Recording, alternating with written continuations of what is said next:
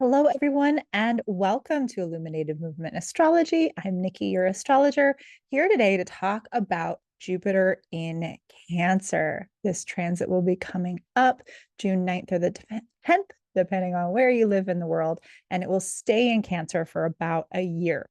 It will also do its retrograde in Cancer, so it's going to be spending pretty much the entire time helping us in the realm of Cancer.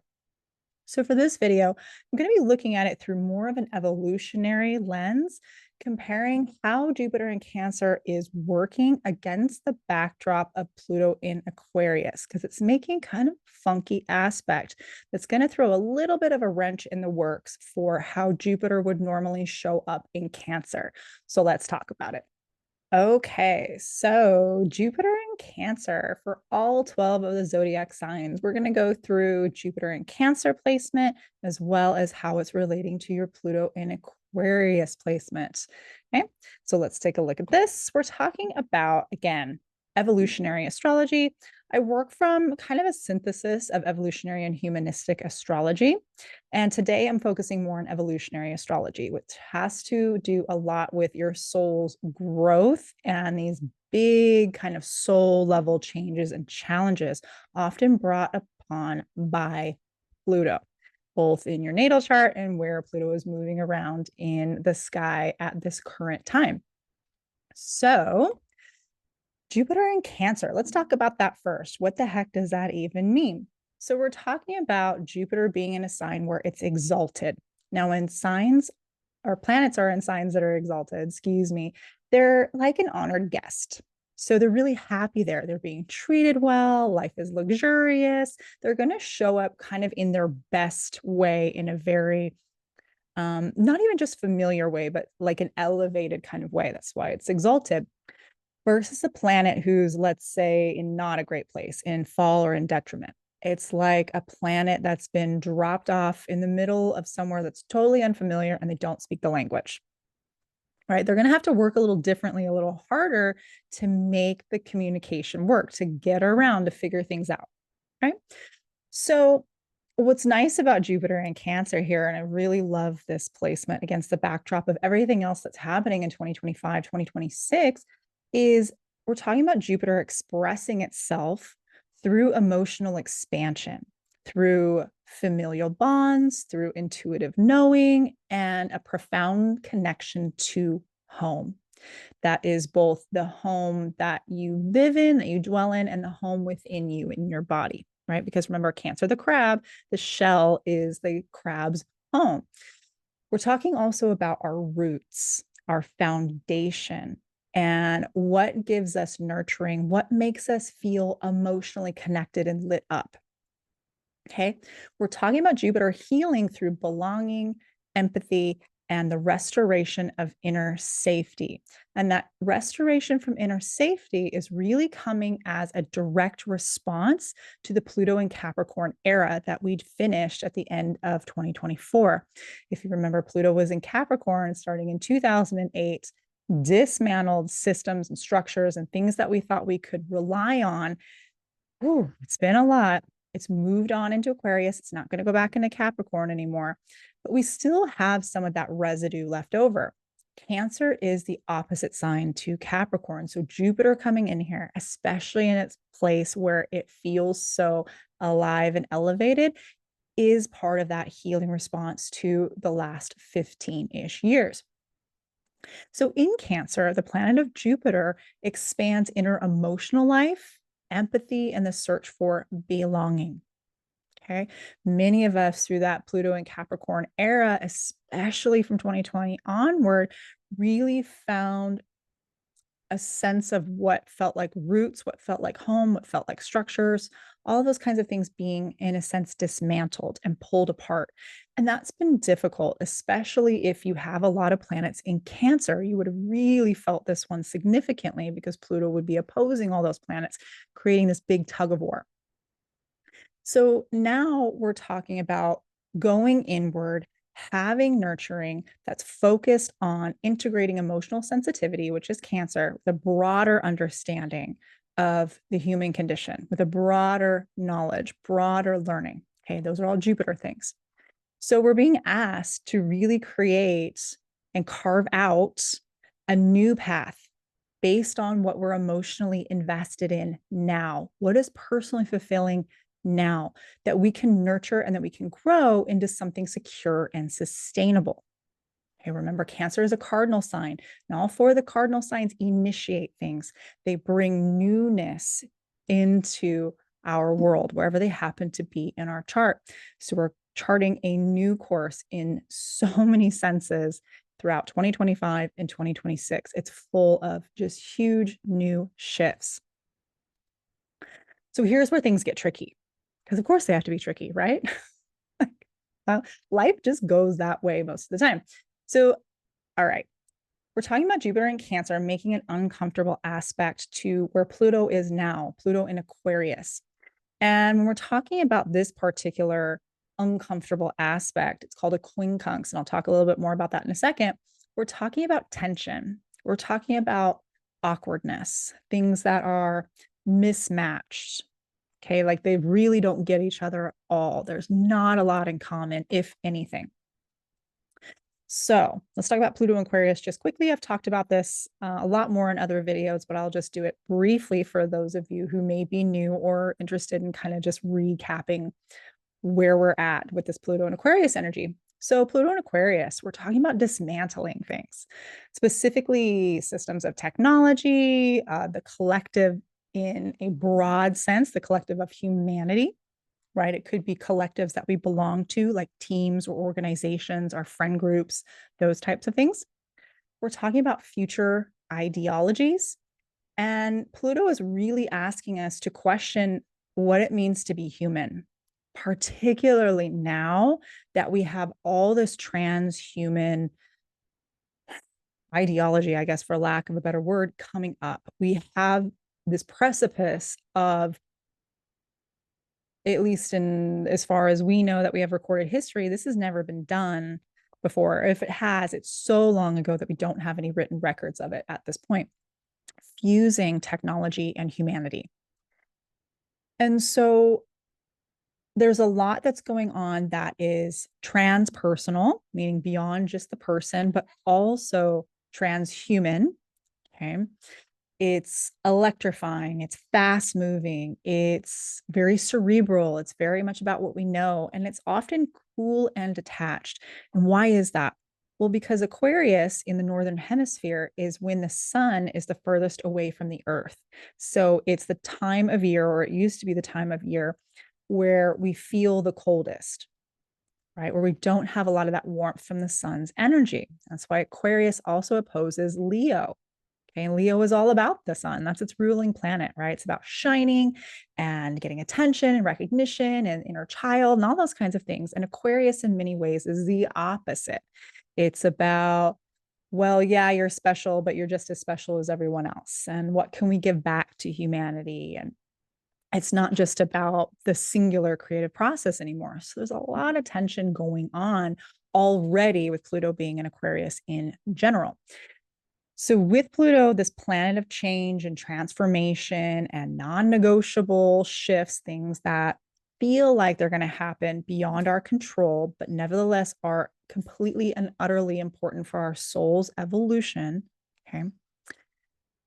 We're being asked here to go way beyond what we thought we knew, what we thought life was going to be like, what it was supposed to be like, what our visions were like, what our sense of community was like. All of those kinds of things are being challenged. And Pluto in Aquarius is really going to demand from each one of us authentic connection to who we are, who we're around, what we do, where we want to be, how we want to be, etc. Okay, Pluto is deeply emotional. Aquarius is not necessarily so. So that's already a little bit of a challenge there as well. So we've got a lot of things happening. Now let's throw in Jupiter and Cancer. Okay, so Jupiter and Cancer are making a 150-degree aspect. This is known as the quincunx. It is technically inconjunct, but the right thing to say is quincunx. So this is a blind spot. It's like, for those of you who remember this, back in the day before there were all these fancy, cameras around your car, you had to actually physically turn when you were driving to see who was in your blind spot, right? Really important before you're changing lanes to make sure there's not another car there. And sometimes we think we've seen it, right? We've turned, but maybe we haven't turned far enough. We haven't gone far enough outside the box or far enough outside of our peripheral vision, what we think we can see, to spot what's in the blind area. Okay. So with the quincunx, that's what it's like. It's like going to change lanes and holy cow, where did that car just come from? I could have sworn there was nothing there. Well, it's probably there the whole time. Okay. We just couldn't see it. So we're being asked to integrate, to work with two different energies that are like, whoa, okay, who are you? What do you want? What are we doing? And that's going to be a bit of a challenge. It means we have to stretch ourselves further and think a little bit more outside of the box. Okay. So, Cancer, all about heart, all about emotions, all about belonging. That's one thing that they actually do have in common, although Aquarius can feel often more like not belonging. They can feel more alienated or radical to the point where they don't fit into a group. Okay, that's also quite an Aquarian expression. So we're talking about the warmth of Cancer, this emotional enveloping, and then Aquarius going, yeah, that's cool. And bye. I'm out. I'm thinking about other things. I'm planning the future. I don't have time for all this like feely stuff in the middle. I've got bigger things to do. Okay. And then we've got vice versa. Cancer can be looking at Aquarius like, why are you so far away and out there? Like, come in, get a hug. Right? Come in. Let's do something that we really care about from the heart, not just what the mind thinks, not just what the intellect thinks, but what are you really passionate about? Okay. So these two energies, again, they need to stretch themselves. They need to work in different ways because something has come along that says, hey, the way you expected to do things or the way you would typically do something isn't working. And we got to alter it. We got to change it up. Okay. Now, here's where it gets interesting. So, from a humanistic and evolutionary point of view, right, the quincunx is a growth tension. Yeah, it's uncomfortable. Yeah, we don't like it. But those are the things that often, when we engage with them purposefully, actively, help us take these evolutionary leaps, right? They're like evolutionary rocket fuel. So, just to recap, Jupiter in Cancer, we're talking about personal, we're talking about emotional, we're talking about potentially ancestral wisdom, okay, roots, home, all those kinds of things. Pluto in Aquarius, we're talking about radical collective transformation, often through intellectual detachment or even technological transcendence. Okay. So the healing response, Jupiter in Cancer, it may feel irrelevant. It may feel like, why are we doing this, right? Or even annoying to the Aquarian need, that Uranian need for revolution. But that's precisely where we need to be. That's what we need to integrate. Okay. So every time you kind of feel that mismatch, that's actually a good thing. That's a spot on that you're in the right kind of like soup, if you will. It's the right ingredients to make your dish, even if it seems like they don't match.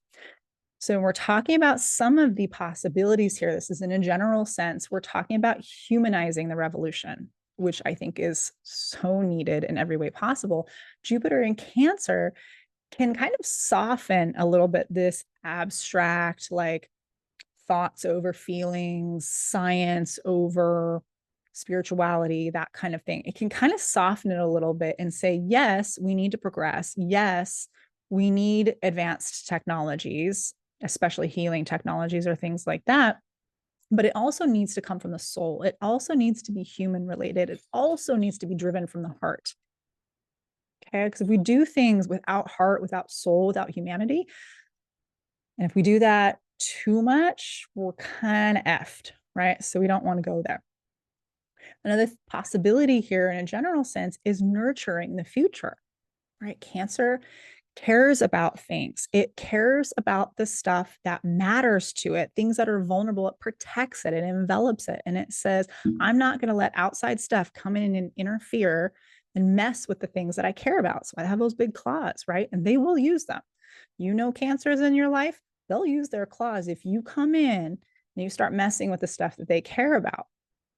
Not great. Everyone thinks Cancer is just so soft and cuddly. Not so much. That's a misunderstanding of Cancer. So it can also help us know that like caretaking doesn't have to be regressive or suppressive or oppressive. It can be an integral part of revolution and growth, right? And then there's a little bit here also about grief work. And this, I talked about this also with the Saturn video, Saturn moving into Aries from Pisces. There's been a tremendous amount of collective grief out in the zeitgeist, whether that affected you personally or stuff that you saw around you. Maybe it was happening to your partner or your friends or your family members, or you saw it on TV, something like that. Okay. So Cancer, in a sense, because it's emotional, because it's water, can hold a lot of the grief from the Pluto and Capricorn era. What Pluto and Capricorn came through and just leveled out and said, we don't need that anymore. It's not working. Okay. Even though all those things are true from Pluto and Capricorn, and usually later we can go, okay, I see why that was necessary. In the moment, it may be really, really difficult to deal with.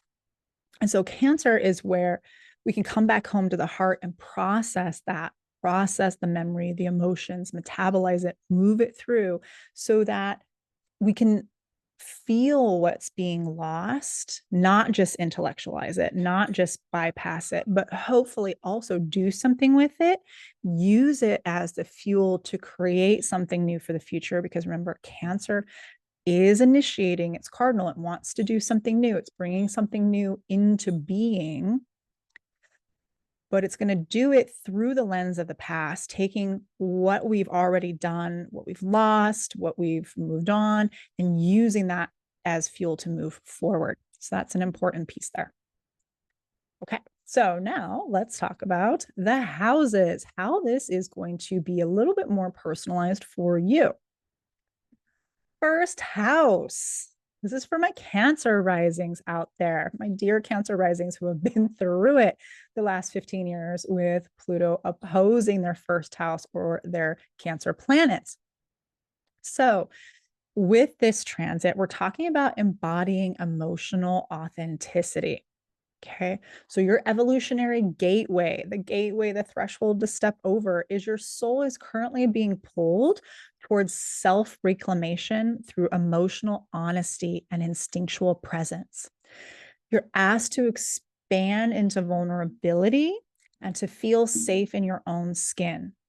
Most likely, Pluto opposing over in that seventh house, it may have felt like it wasn't safe to be in your own skin. You may have gone through a huge personal transformation. So here's where Pluto in the eighth house gets a little tricky, because Pluto in the eighth house transit is stirring up deep psychological material.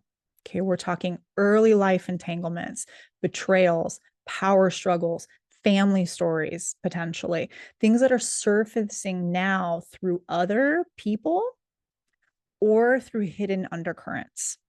Remember, this is the eighth house. This is Scorpio's territory. This is our own personal underworld that we're talking about. So Pluto, luckily, is in its own house. That's actually a good thing, because it's going to make this process easier is not quite the right word, but for a lack of a better word, easier, because Pluto's in its home territory. So it's going to need to dig some things up.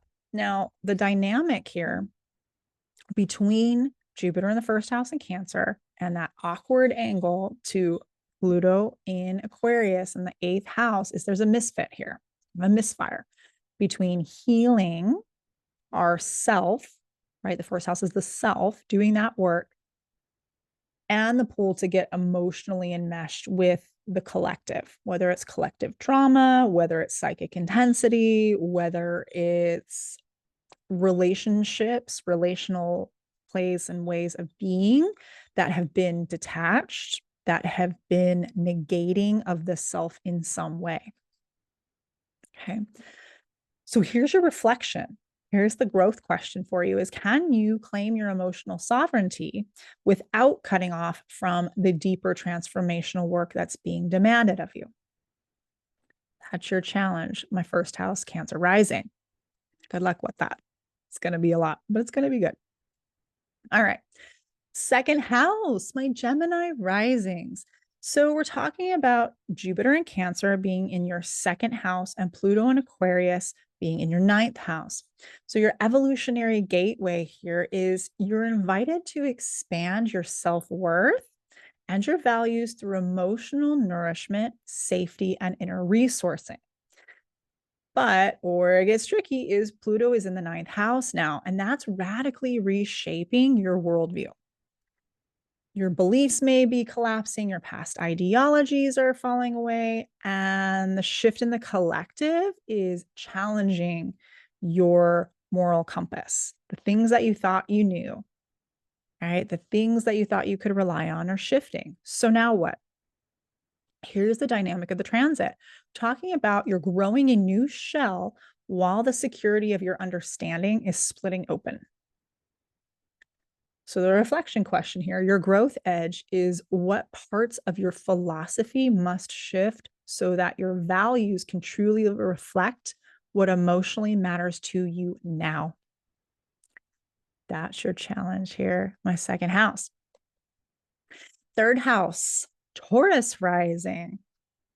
Oh, my dear Taurus, having a lot of challenges with Uranus going through your first house. And now we're talking about more changes. So you've gotten used to change. That's a good thing. So we're talking about Cancer, Jupiter in that third house. We're talking about Pluto, Aquarius in your 10th house now. So here's your evolutionary gateway. We're talking about a time for emotional integration through communication. Okay, so that could be writing, that could be speaking, that could be remembering, that could be networking, whatever that is for you. Healing happens through intimate dialogue and storytelling. But this is where it gets tricky. Here's the tension. Pluto is now in your 10th house. And 10th house is public recognition, our legacy, and our vocation, what we're known for. So Pluto is putting pressure here on your public identity to evolve.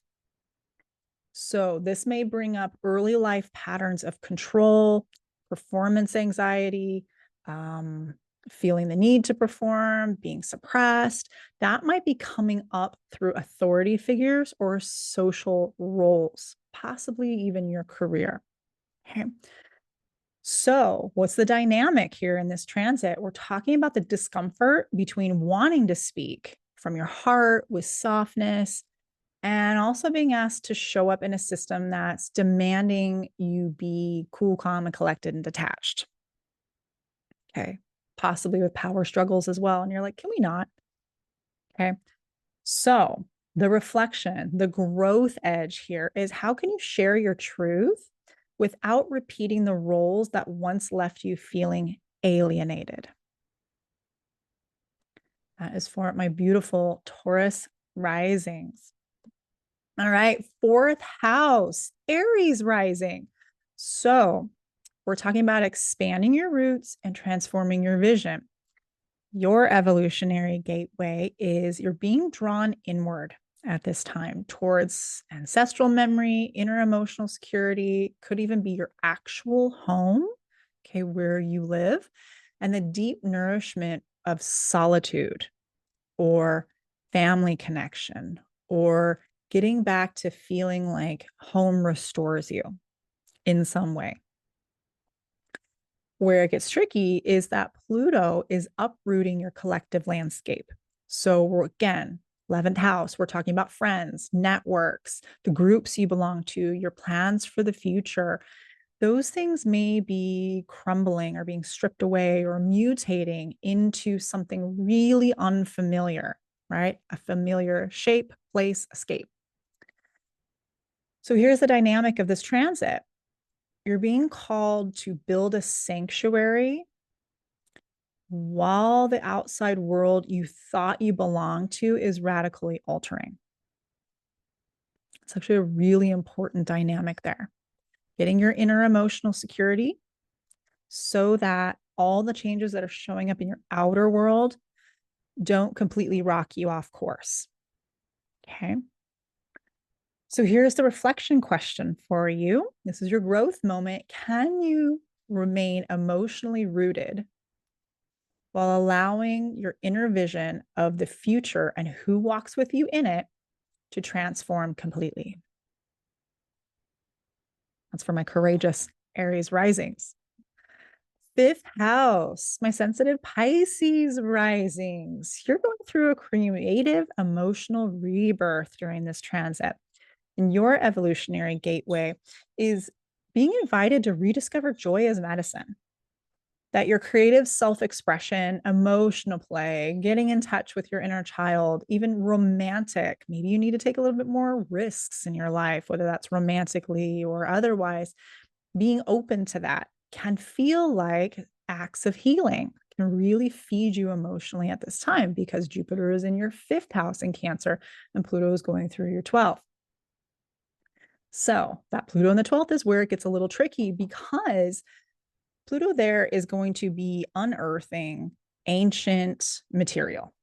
All the stuff, the 12th house, one of my teachers used to say, it's like the cosmic basement. It's where we put all the stuff we don't want to look at, or maybe don't even know is there, right? Maybe we've just gotten this house and we're like, holy cow, there's a basement. So now we're talking about unearthing whatever is in that 12th house. And that could possibly be things that were passed down generationally, including themes of isolation, possibly martyrdom, feeling in some way like you've been in exile, whether that's spiritually or physically or emotionally, etc.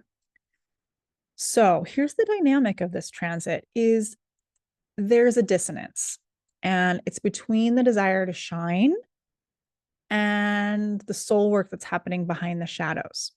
So joy for a little while, creativity for a little while, romance for a little while may feel a bit dangerous or even elusive. Okay. So here's your reflection for your growth here. Can you allow lightness to arise in a time of deep psychic clearing? Can play coexist with soul excavation? Okay. So I'll leave you to that, my beautiful Pisces risings. The sixth house, Aquarius rising. This is a pretty phenomenal once in a lifetime transit of Pluto. And now we're getting some emotional support from Jupiter in Cancer. So your evolutionary gateway is a time of emotional healing through service, ritual, and attention to the body. You're being called to tend to the small, sacred details of your daily life. Okay, that's your Jupiter in Cancer in your sixth house. Now, the tension where it gets a little tricky is that Pluto in the first house. So, Pluto overhauling, transforming, radically changing your identity. Okay, the way you meet the world is being reconstructed from the inside out. Okay, and this really is inevitable. So, however you thought you were going to be, Pluto is saying it's time to shed that skin. It's time to no longer be a caterpillar and be a butterfly, whatever that means for you personally. Now, the dynamic of this transit is that you may feel pulled between managing your day-to-day life and routines and all the things that come along with that and surviving the intensity of this deep personal transformation. And this is why that sixth house is so important, having the little things that you do for yourself on a day-to-day basis to help the transformation that's occurring on your personal level. So the reflection here, your growth edge question is, can you anchor into care routines even as your old self dies off? What rituals help you stay embodied through radical rebirth? Okay, how do you take care of yourself?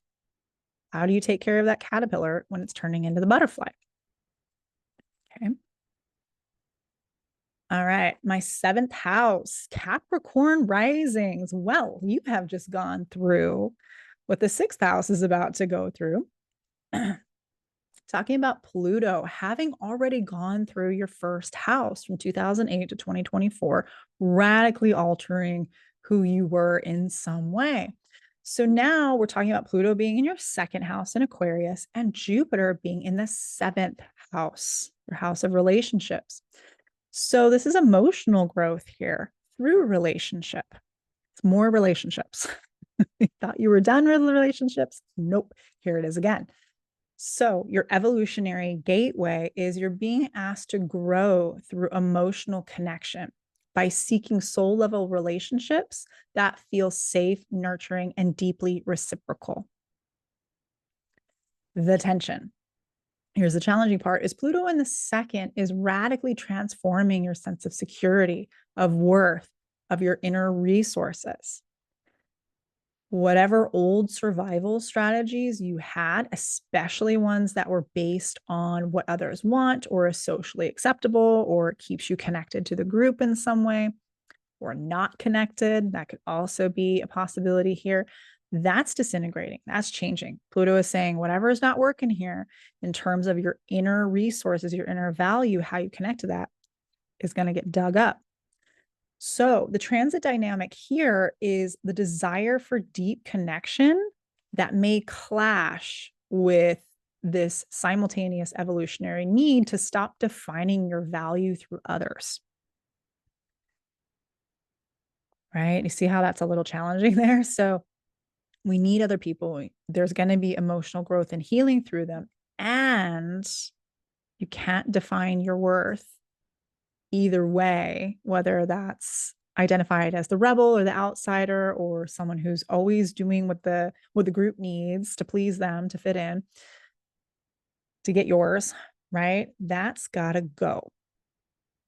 So the reflection question here, the growth here for you is, can you relate with full emotional presence without using relationships to stabilize your self-worth?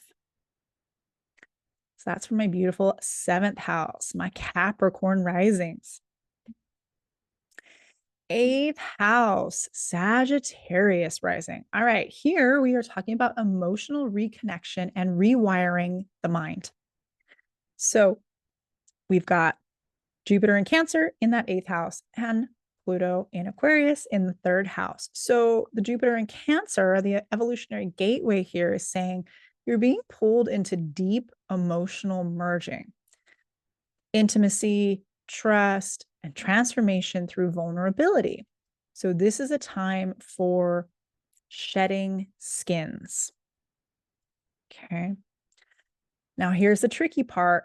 Pluto in the 3rd is mutating how you think, how you speak, and how you learn, how you network, right? This could even have to do for some of you with relationships to your siblings, if you have any. We're talking about past distortions here from your early life around how you've communicated or internalized messages and knowledge.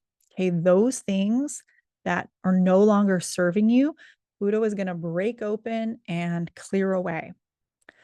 So here's the transit dynamic. We're talking about tension between wanting to go deep emotionally and the rapid rewiring of your mental framework. So here's the reflection question for your growth. Can you trust emotional depth even when your mind wants to be in control? Can your truth evolve without the fear of losing your voice? So that is for my beautiful 8th house, Sagittarius risings. 9th house, my Scorpio risings. We're talking about finding meaning through the heart. You have Jupiter in Cancer in your 9th house and Pluto in Aquarius sitting down in your 4th house. So there's an evolutionary gateway here through Cancer in that the soul is being drawn to seek meaning through emotional and spiritual expansion. Teaching, travel, cultural immersion, sacred truths, any of those kinds of things may feel especially resonant to you now if you feel it in your heart. If it feels like home, it feels connected, it feels belonging, that's the key. The tension here is Pluto in the 4th is excavating your psychic basement. Okay, the 4th house is the roots of the chart. And we're talking about potentially old familial trauma, ancestral baggage, and emotional imprinting. Okay, all of those things are being unearthed for transformation. For some of you, this may also include your physical home. So we're talking about your inner home, your inner foundation, and possibly your outer home, your outer foundation being radically changed with Pluto here over the next 19 years. So that's going to be a long time. The dynamic of this transit with Jupiter here is that you're reaching for a higher truth while your foundation is actively changing or being rewritten. So the reflection question for your growth here is, can your evolving belief system hold space for your emotional wounds and not bypass them? Because remember, Aquarius in the fourth may have wanted to emotionally detach from home or family or belonging, or felt alienated. Perhaps you felt like the scapegoat potentially in your family. And that may have been really difficult. That may have been something that you thought you dealt with, but if you haven't, Pluto's going to show you. So really needing to create new belief systems, find new teachers, mentors, potentially cultures, travel places where you can put the fragments, if any, of what happened at your foundation back together. Okay. Which Scorpio rising, you're very good at. So I believe in you. You got this. All right. 10th house, my Libra risings. So we're talking about Jupiter now being in your 10th house and Pluto in Aquarius going through your 5th house. So you've had a lot of changes with Pluto and Capricorn going through that 4th house from 2008 to 2024, unearthing, changing, dismantling, forcing you to face potentially some early life messaging, generational traumas, ancestral traumas, or perhaps even things that happen to your home as in physical home. Perhaps a lot of things were changing in that space as well. Maybe there were a lot of burdens, a lot of things that were put upon you by other family members, as an example. So you've gone through a lot of changes there. Hopefully, during that time, you've created or in the process of creating a new sense of inner emotional authority and security. Okay, that's not based on what other authority figures are telling you, but it's coming from within you. Now, Jupiter in Cancer in that 10th house, the evolutionary gateway here is an invitation to grow into a role of emotional leadership. From that place of inner authority that you've cultivated, or it may sometimes with the outer planets, things that take a long time to move. Sometimes it doesn't happen right away, but it may be in process now, so that you can show up in the world in a way that reflects care, integrity, and deep inner wisdom, but not caretaking. There's a difference. And hopefully you learned that difference, right? So your public expression is being asked to be heart-led. And now the tension here with Pluto being in your 5th house is Pluto's going to be radically altering and reshaping how you create, how you experience joy, how you take risks, how you want to do romance, how you express your individuality. Okay, there for some of you may have been early life distortions around needing to perform, maybe needing to put on a mask of some kind and play a role potentially within your family, right? That could have come up during the Pluto and Capricorn era. And now Pluto is saying, take those things off if they're not really you, and let's create something new. Whatever you had to do before for approval to be recognized, we're going to shed that. Okay, we're going to slough that off. So now this transit dynamic, it's telling you that your soul wants to lead with emotional authenticity. Okay. Old stories about worthiness, performance, or expression, potentially ego expression, might still distort the way that you step into your visibility. Okay. So the reflection here, your question for growth is, can you show up for your calling without making your identity a performance? Can joy and responsibility coexist in your public life? That is for my beautiful Libra risings. So, 11th house, Virgo rising. You're reconnecting through heart aligned community. So, we're talking about Jupiter in Cancer in your 11th house and Pluto in Aquarius in your 6th house. So, the evolutionary gateway here is this is a time for expanding emotional belonging through community, right? This could be teams, this could be groups, this could be friendships, but we're talking about soul level dreaming and visioning with others, okay? Envisioning new ways to nurture the future, whether it's the future at large, the future of the group, future of the friendship, it needs to come from the heart. So the tension, where this is getting a little kink, is Pluto in the 6th house is forcing a purge and rebirth of your daily life, your health, possibly your work, and your acts of service. Okay. So potentially here, we're talking about patterns of overfunctioning or martyrdom that may surface. Pluto may bring those things up to the surface so that they can be integrated, transformed, and ultimately healed. It's possible that there's early life scripts here around self-neglect or work as belonging. Okay, if that's true, those things are going to be dismantled. So with your day-to-day situations changing, that can potentially affect how you show up, right, with others or who you want to be around.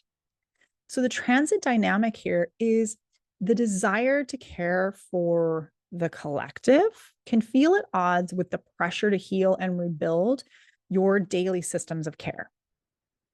So now the question becomes, can you serve the future without sacrificing your present self? Can your vision include you as someone who also deserves to be cared for? That's for my 11th house, Virgo rising. 12th house, my Leo risings. Last but certainly not least, my dear Leos, we're talking about emotional surrender and intuitive exploration with this transit. Jupiter in Cancer moving through the 12th house, and now Pluto in Aquarius transiting your 7th house. So, the evolutionary gateway here is we're talking about the soul seeking healing through withdrawal, rest, and communion with the unseen. Okay, there's wisdom now coming through dreams, through solitude, through potentially artistic venues, mystical types of work, and spiritual memory.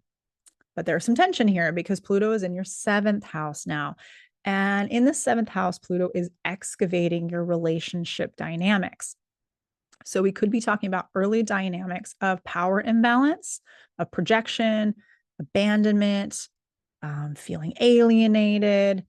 Any of those kinds of things are possibly going to resurface with Pluto in Aquarius through your current partnerships. And that could be any kind of partnership. It might be romantic, but it could be a business partnership. We're talking about things that are on a one-to-one level. So here's the transit dynamic here is we're talking about the friction between needing deep inner space and being confronted by intense relational transformation. So the soul wants refuge in that 12th house, right? With Jupiter there in Cancer. But we also are dealing with potentially karmic or early life patterns, subconscious patterns around relating. Okay. So the question is, can you stay connected to your inner sanctuary while navigating evolving relationship dynamics? Okay. Can solitude be a source of strength and not escape? With Pluto here in that 7th house, there's going to be a lot of change. And that Jupiter, that Cancer may just want to retreat, right? And say, I don't want to be around people, especially with Aquarius on the 7th. It might be like, just no people. Okay. So, can you stay connected to that spiritual part of yourself, to that inner sanctuary, that need to spend some time away to grow through being away, which Cancer is really good at taking time out for regeneration, which is fantastic and needed, and also be able to change through your relationship dynamics. So that's for my Leos over there. All right. So I've said this in many videos, and I'll say it again. 2025 is an initiation year. It is a big year of changes, and there are huge changes on pretty much every level, particularly when we talked about the last several years. So I did a long video about the change of the outer planets from elements, which is a big piece of this puzzle, because we're talking about Uranus, Neptune, and Pluto all moving from earth and water, which are very feminine, they're receptive, they're inner focused, to now fire and air, where everything is extroverted and it's masculine and it's expressive and it's up and it's out and going. So it's a huge shift. We had a long time, since about 2018, we had almost all of the planets stay in either earth or water, those outer planets. And then we talk about Jupiter and Saturn, the social planets, right? They're also changing sign and element. Jupiter being the only one holding down water during this time. Everybody else is in fire and air. So Jupiter is the outlier here. And then also, I haven't done a video on this one yet, but the nodal axis in Pisces and Virgo. When the North Node gets to Pisces, it's actually a new cycle starting. The nodes go reverse order through the zodiac. They start at Pisces, then Aquarius, Capricorn, and so on, not Aries, Taurus, Gemini. Okay, so we have a new cycle there as well. So it's all three outer planets, huge collective changes, new. Social planets changing, Jupiter and Saturn, new. Nodal axis, all new. It's like, holy cow, we're stepping into a whole new world and vision and version of ourselves and everything we knew. So with all that in mind, don't let astrology or astrologers freak you out. Okay. There can be a lot of, especially when we look at Pluto or some of the more challenging planets, there can be a lot of things that get written. Not that they're not true, but they're not taking into consideration the person and the heart and the soul that may be actually reading these things. And they may not be true for you either. It depends on your complete chart dynamics. So use transits, use astrology to help you grow, okay, to help you kind of, in a sense, have a map to look at where things are and where you're going. Are you crossing through a desert for a little while? Really good to know that you're going to need extra water, right? Is the weather outside snowing? Not going to want to wear a bathing suit in the snow, most likely, right? So it helps you be able to understand the season and the space that you're in. Whether we're talking about your natal chart, which is the map of your soul's growth in this particular lifetime, who you came to authentically be and experience. And we're talking about a transit chart. So a transit chart is where the planets are now, because they're always moving and we're always changing. So let astrology help you rediscover parts of yourself that maybe got shut off or distorted or held down in some way. Let it help you expand your ability to respond to life. Let it be, a joyful experience, not something that's filled with doom and gloom and everything's screwed. Okay. Yes, there are hard things. We're not bypassing that. There's a lot of challenges out there right now, and a lot of things seem a little bit scary, especially because we're going into that unknown where no man or woman or person has gone before. So I always like to say that, just so you remember, you don't have to be anxious about any transit to the point where it gets you in a funk and you can't function. Okay. That's no bueno. So, all right. Thank you so much for going on this journey through the 12th houses with me. I hope this was helpful. Let me know in the comments. And if you need some help figuring out your natal chart or how this is expressing for you, you can book a one-on-one reading with me. The website to do so is down below. All right. Until next time, thanks so much. Take care.